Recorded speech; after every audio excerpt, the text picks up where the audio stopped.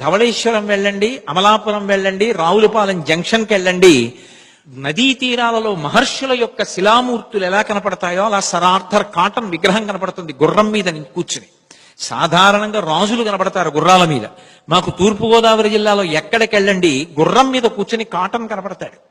ఎందుకని అంటే ఆయన బ్రిటిష్ గవర్నమెంట్ కి ఎప్పుడో ఒక ఉత్తరం రాశాడు. ఏమని అంటే, when abundant water is flowing under the feet of the countrymen, there is no reason in allowing them to starve and die అని. అవతల వైపు నుంచి జవాబు రాశారు, అయితే నువ్వు ఆనకట్ట కట్టి నీటిని నిలువ చేసి కొన్ని వేల ఎకరములు సాగు కావడానికి కారణము కాగలవా?